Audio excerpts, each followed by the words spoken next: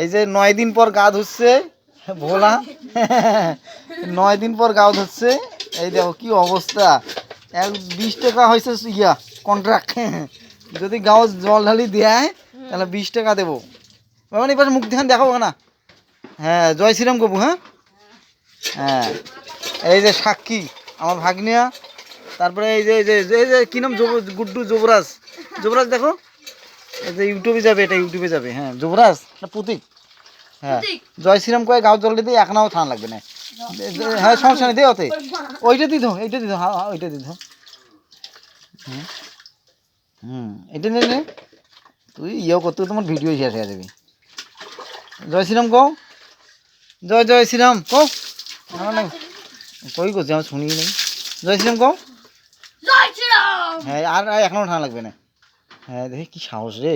টাকা জোরে গাউজ হয়েছে রে 20 টাকা এই দেখো 20 টাকা দিয়ে দিয়েছি 500 টাকা এখানে দেবো নাকি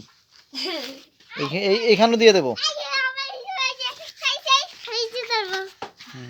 বললা তো লটারি লেগে গেল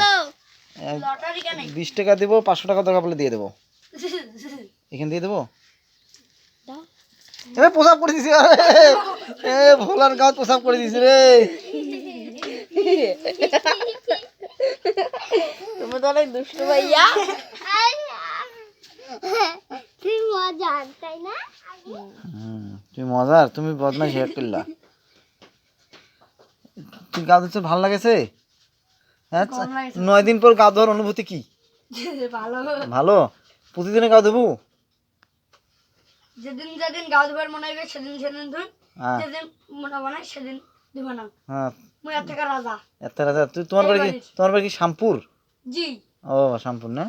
শ্যামপুরে মানুষ গা ধুবে চায় না হ্যাঁ আচ্ছা গা ধুন আমরা চলে যাবো ভাই একটু ভিডিও করে যান আর একটু ভিডিও করে যাবো আপনি কখন যাবেন কোথায় বিনাটি থেকে যাব হ্যাঁ দেরি করে আছি কবে আজকে যাওয়ার চিন্তা আছে না